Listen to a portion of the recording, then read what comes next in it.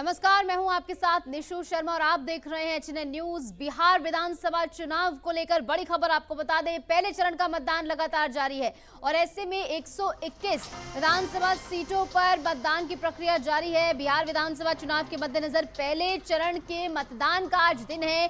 तेजस्वी यादव से लेकर सम्राट चौधरी समेत कई दिग्गजों ने वोट डाला है और ऐसे में लगातार लोगों से अपील भी की है कि अपने मताधिकार का प्रयोग करें। मतदान को लेकर सुरक्षा के कड़े इंतजाम है। हर एक पोलिंग बूथ पर प्रशासन की मौजूदगी है। पहले चरण में 18 जिलों की 121 सीटों पर मतदान हो रहा है।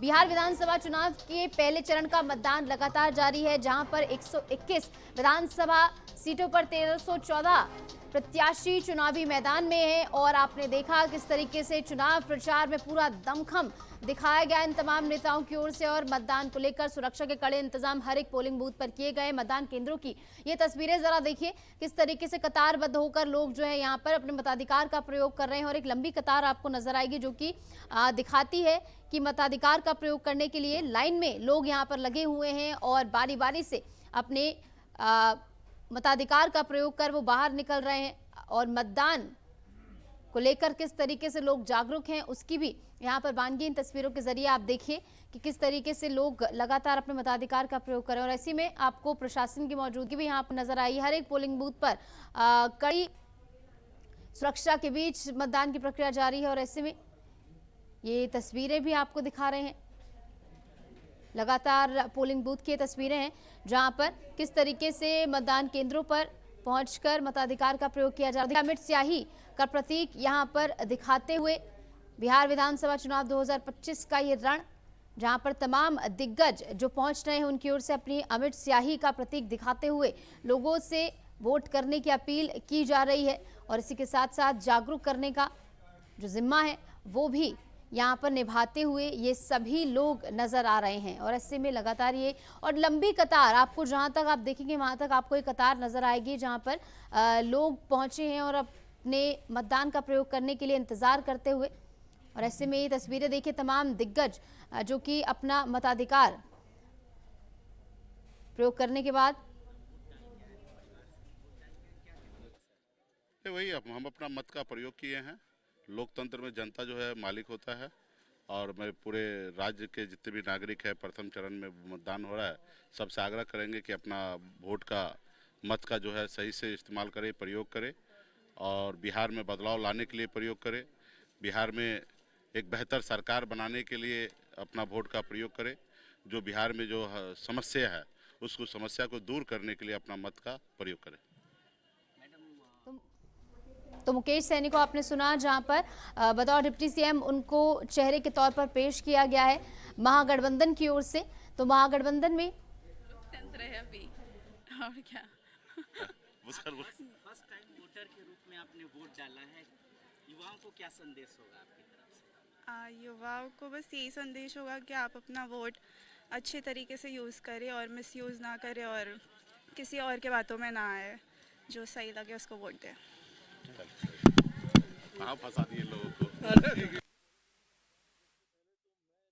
जो कि as a deputy CM face पेश किए गए महागठबंधन की ओर से। हालांकि उनके डिप्टी सीएम फेस के ऐलान होने से पहले कई बड़ी उठापटक आपने देखी है कि किस तरीके से बैठकें हुई और उसके बाद तेजस्वी यादव को एज अ सीएम फेस पेश किया गया और as a deputy CM face जो है मुकेश सैनी को पेश किया गया। तो और आपने उनको सुना भी कि किस तरीके से उन्होंने भी अपील की है और उनके साथ उनकी पत्नी और उनकी बेटी भी उनके साथ थी, जहां पर उनकी ओर से भी यही अपील की गई।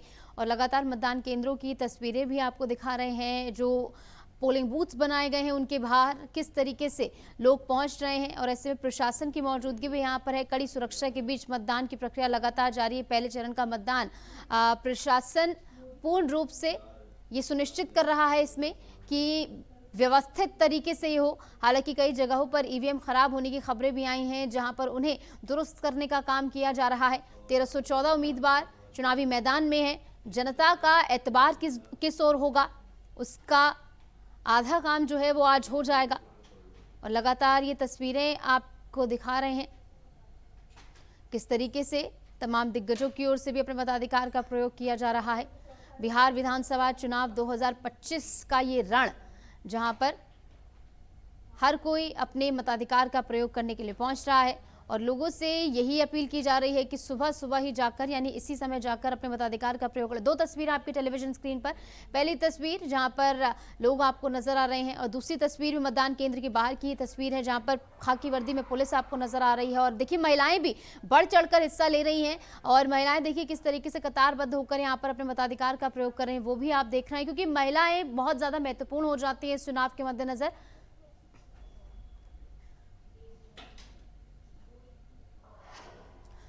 और ऐसे में एक और बड़ी खबर आपको बता दें, बिहार चुनाव में गृह मंत्री अमित शाह ने वोट करने की अपील की है। पहले चरण के मतदान में रिकॉर्ड संख्या में वोट करें, आपका वोट बिहार में जंगल राज की वापसी को रोकेगा। ये बात कहकर उन्होंने विपक्ष पर भी निशाना साध दिया है। देश की सुरक्षा से खिलवाड़ करने वालों को सबक सिखाएं, ये बात कही गई है गृह मंत्री की ओर से। तो बड़ी खबर हम आपको बता रहे हैं, जहां पर एक तीर से दो निशाने, एक तरफ वोट करने की अपील की तो वहीं विपक्ष पर निशाना साधा। पहले चरण के मतदान में रिकॉर्ड संख्या में वोट करें, पहले से ज्यादा बढ़ चढ़कर इस बार अपनी भागीदारी निभाएं और आपका वोट बिहार में जंगल राज की वापसी को रोकेगा। यानी सीधे तौर पर आरजेडी पर जिस तरीके से आरोप सत्ता पक्ष लगाता हुआ आया है कि आरजेडी के राज में जंगल राज हुआ करता था, तो उसी की बात यहां पर दोहराते हुए गृह मंत्री के लोगों का वोट जो है यानी बिहार वासियों का वोट जंगल राज की वापसी को रोकेगा।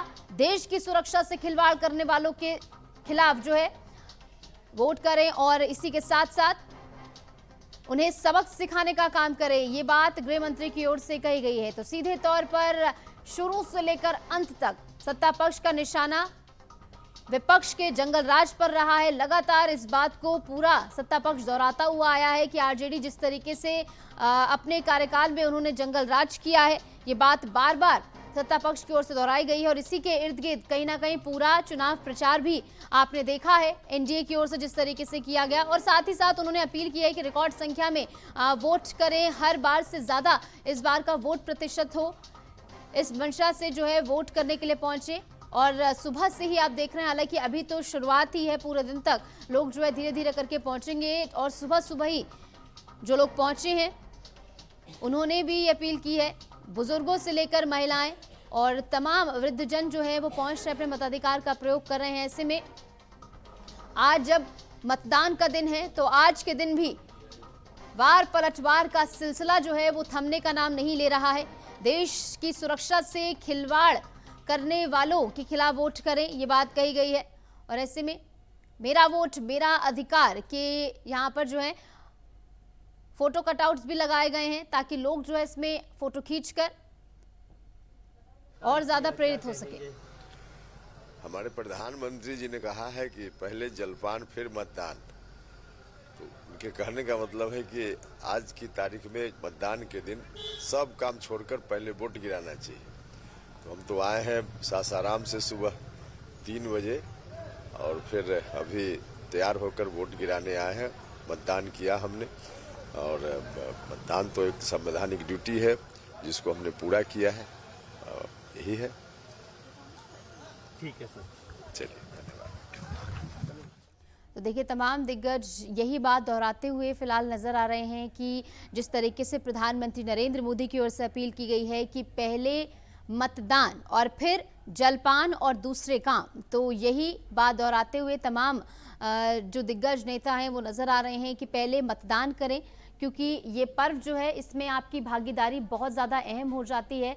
और ऐसे में बिहार वासियों के लिए अपने भविष्य को चुनने का आज दिन है, तो आज बढ़ चढ़कर घर से बाहर निकले, अपने मताधिकार का प्रयोग करें। और देखिए पोलिंग बूथ के बाहर की तस्वीरें देखिए, महिलाएं देखिए किस तरीके से बढ़ चढ़कर हिस्सा ले रही हैं, अपने मताधिकार का प्रयोग कर रही हैं, क्योंकि बिहार चुनाव में जो एम फैक्टर है वो बहुत ज्यादा महत्वपूर्ण है। एक तरफ मुस्लिम है तो वहीं एक तरफ महिला, तो दोनों को इस साधने की आपने कवायद देखी है किस तरीके से दोनों ही पक्षों की ओर से की गई है। ऐसे में किस ओर ये पक्ष जाता है, किस ओर ये एतबार करता है, विश्वास करता है और उनके लिए वोट करता है, ये तो फिलहाल 14 तारीख को ही पता लगेगा। आज जो है कई सारी ऐसी हस्तियां हैं जो दिग्गज हैं जिनकी किस्मत का फैसला आज होना है, जिसमें तेजस्वी यादव शामिल हैं, दोनों डिप्टी सीएम शामिल हैं, सम्राट चौधरी, विजय सिन्हा, और इसी के साथ साथ 16 मंत्री जिनकी किस्मत का फैसला आज होना है। बिहार फर्स्ट, बिहारी फर्स्ट की तर्ज पर चिराग पासवान को भी आपने सुना, जहां पर उनकी ओर से भी ये बात कही गई कि इस बार जो है जीत एनडीए की ही होगी और नीतीश कुमार के नेतृत्व में जो है चुनाव लड़ा जा रहा है। हालांकि देखिए, आपने जब चुनाव प्रचार पूरा हो रहा था उस समय में ये मुद्दा आपने देखा कि कोई भी आधिकारिक प्रेस कॉन्फ्रेंस नहीं की गई सत्ता पक्ष की ओर से, यानी एनडीए की ओर से, कि नीतीश कुमार हमारा फेस है। हालांकि हर किसी की जुबान पर ये बात रही कि नीतीश कुमार ही हमारा फेस है, कोई वैकेंसी हमारे पास जो है सीएम फेस के लिए नहीं है। नीतीश कुमार के नेतृत्व में ही पूरा चुनाव लड़ा जा रहा है। लेकिन जो महागठबंधन है वो इस बात को लेकर कहता हुआ नजर आया कि बातों की जो है यहाँ पर खेल खेले जा रहे हैं। एक आधिकारिक प्रेस कॉन्फ्रेंस करके ऐलान क्यों नहीं कर दिया जाता कि नीतीश कुमार ही हमारे चेहरा होंगे, जिस तरीके से आपने देखा कि महागठबंधन ने किया, जहां पर अशोक गहलोत ने ऐलान किया कि सीएम फेस तेजस्वी यादव होंगे। तो वहीं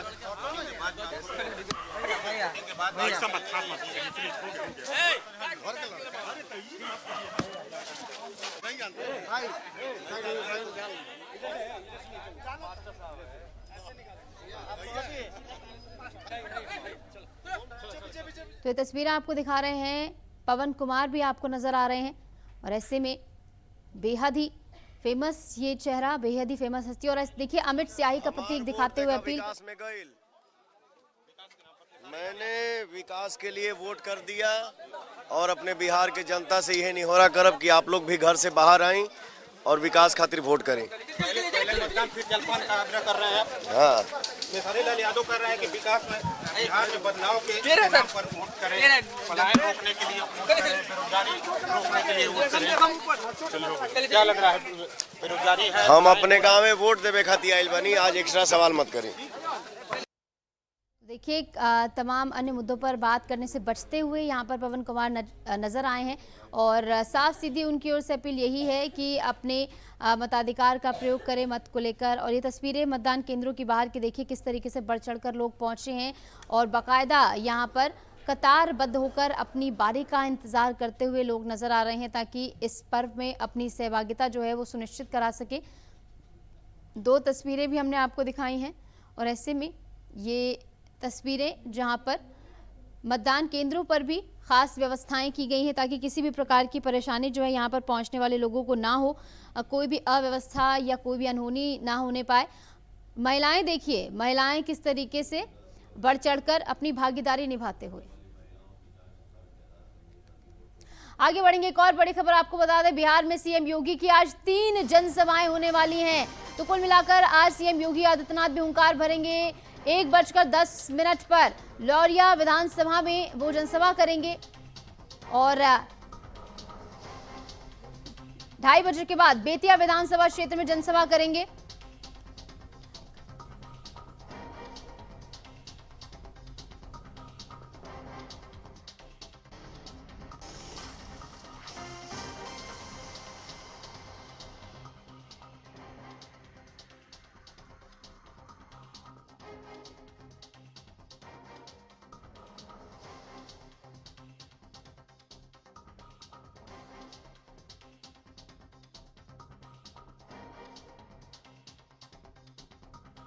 आज सीएम योगी आदित्यनाथ जो है दूसरे चरण को लेकर हुंकार भरते हुए नजर आएंगे। बिहार में सीएम योगी की 3 जनसभाएं आज होने वाली हैं जहां पर ताबड़तोड़ तरीके से दूसरे चरण का अब प्रचार शुरू हो गया है। लौरिया विधानसभा में जनसभा करेंगे, 1 बजे के बाद ही जनसभा होनी है।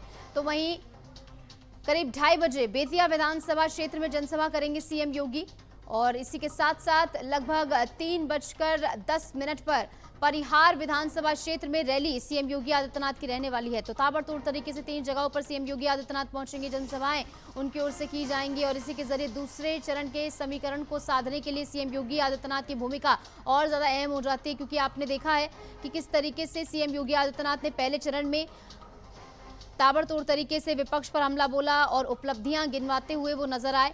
तो बेतिया से लेकर परिहार विधानसभा क्षेत्र तक सीएम योगी आदित्यनाथ की आज ताबड़तोड़ तरीके से जनसभाएं होने वाली हैं। कुल मिलाकर 4 जनसभाएं आज सीएम योगी आदित्यनाथ करेंगे और इन 4 जनसभाओं के जरिए आज सीएम योगी आदित्यनाथ जो है दूसरे चरण के प्रचार में हुंकार भरते हुए नजर आएंगे। 2:30 बजे बेतिया विधानसभा क्षेत्र में जनसभा करेंगे सीएम योगी और इसी के साथ साथ लगभग 3:10 पर परिहार विधानसभा क्षेत्र में रैली प्रस्तावित है सीएम योगी की।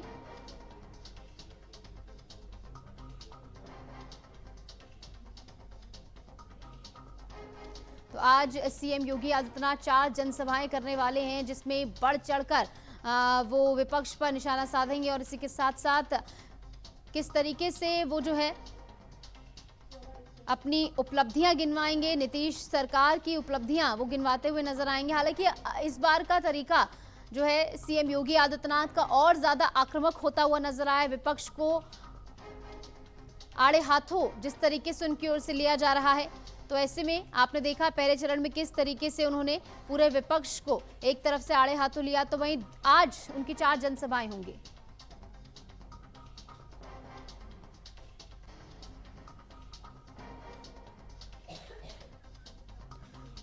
तो लौरिया विधानसभा में आज जनसभा सीएम योगी की रहेगी।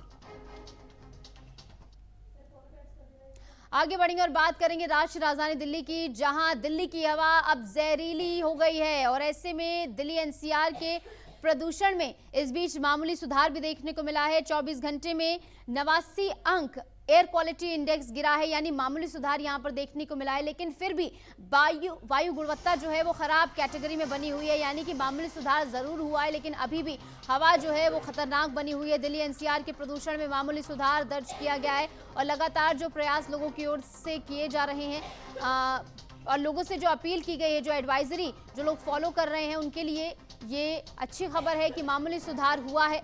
और दिल्ली एनसीआर में प्रदूषण में मामूली सुधार के चलते अब आने वाले समय में इस सुधार को बढ़ाने के लिए प्रयास किए जाएंगे, ताकि अभी जो 89 अंक AQI गिरा है उसको और ज्यादा बढ़ाया जाए, AQI और बेहतर किया जाए। दिल्ली एनसीआर के प्रदूषण में मामूली सुधार यहां पर देखने को मिला है। 24 घंटे में 89 अंक एयर क्वालिटी इंडेक्स गिरा है, यानी बेहतर जरूर हुई है हवा, लेकिन अभी भी इसको और बेहतर बनाने के लिए प्रयास किए जा रहे हैं। और एयर क्वालिटी इंडेक्स जिस तरीके से आपने देखा है कि बेहद खराब श्रेणी में दिवाली के बाद से लगातार बना हुआ था, तो उसके बाद एहतियातन कदम यहां पर उठाए गए, जहां पर 1 नवंबर से जो है पुराने वाहनों की एंट्री बंद कर दी गई। दिल्ली की बाउंड्रीज में उनका आना बंद कर दिया, क्योंकि विजिबिलिटी बहुत ज़्यादा सुबह सुबह के समय कम हो रही थी। जिन लोगों को श्वास संबंधी बीमारियां यानी ब्रीदिंग प्रॉब्लम्स हैं, उनको सबसे ज़्यादा दिक्कत इसके चलते हो रही थी। आंखों में जलन होना, आंखों से पानी आना, गला खराब होना और तमाम तरीके की स्वास्थ्य से जुड़ी दिक्कतें लोगों को इसके चलते आ रही थी। और ऐसे में इसी के मद्देनज़र ग्रेप की पाबंदियाँ लागू की गई और उसके बाद जो पुराने वाहन हैं उनकी एंट्री दिल्ली में बंद कर दी गई, यानी BS3 वाहन जो कि प्रदूषण ज़्यादा फैलाते हैं, उनके अंदर से जो प्रदूषण निकलता है वो मामूली वाहन से ज़्यादा होता है, इसलिए उनकी एंट्री जो है बैन कर दी गई। और ऐसे पड़ोसी राज्यों से आने वाले वाहनों की एंट्री बैन करने के बाद अब जो है मामूली सुधार ज़रूर देखने को मिला है, लेकिन ये भी फिलहाल पर्याप्त नहीं है। और ज़्यादा सुधार किया जा सकता है, जो कि किया भी जाएगा। जगह जगह पानी का छिड़काव भी किया जा रहा है, ताकि किसी तरह जो है पॉल्यूशन को कम किया जाए। 89 अंक एयर क्वालिटी इंडेक्स फिलहाल गिरा है। इस बीच हमारे साथ दिल्ली से हमारे संवाददाता अभिषेक आनंद जुड़ गए हैं ज्यादा जानकारी के साथ। तो अभिषेक, 89 अंक AQI जरूर गिरा है, लेकिन अभी और ज्यादा सुधार होना बाकी है, लेकिन फिलहाल दिल्ली में सुधार को किस तरीके से देखा जा रहा है? बिल्कुल निशु, जिस तरीके से आपने देखा कि पिछले समय किस तरीके से यहाँ पे दिल्ली का जो AQI लेवल जो था वो काफी ज्यादा हाई था, जिसकी वजह से लोगों को काफी ज्यादा परेशानियां भी हो रही थी। तो ऐसे में एक बड़ा फैक्टर बन गया था, जिसके बाद से सरकार ने एक जल्दबाजी में एक एक्शन लिया था, कृत्रिम बारिश को लेकर के भी, तमाम चीजों को लेकर के एक एक्शन लिया था, जिसके बाद से काफी ज्यादा सहूलियत तो हुआ लोगों में। जो पॉल्यूशन लेवल जो था वो काफी ज्यादा कम हुआ, लेकिन जो मौजूदा हालात जो है वो अभी भी कम होने का नाम नहीं ले रही। लेकिन सुबह का वक्त अगर मैं बताऊं, सुबह में जो कोहरा जो होता है तो उससे भी कहीं ना कहीं धुंध का भी पार्टिकल्स जो है वो साफ तौर पर नजर आते हैं। तो ऐसे में लोगों को काफी ज्यादा परेशानियां भी हो रही है, लेकिन पहले के मुताबिक अगर मैं अभी की बात करूं तो अभी काफी ज्यादा सुधार में भी है। और आने वाले वक्त में हो सकता है कि जिस तरीके से सरकार जो ये निर्णय जो ले रही है तो वो कहीं ना कहीं और भी आगे फायदेमंद रहेगा लोगों के लिए। बिल्कुल अभिषेक, हालांकि सुधार हुआ है लेकिन और सुधार होना अभी बाकी है, जिसको लेकर कदम उठाए ही गए। बहुत बहुत शुक्रिया, आप जुड़े, तमाम जानकारी आपकी ओर से साझा की गई। और फिलहाल के लिए हमारे इस खास बुलेटिन में इतना ही। खबरों का सिलसिला लगातार जारी है, आप देखते रहिए HNN न्यूज।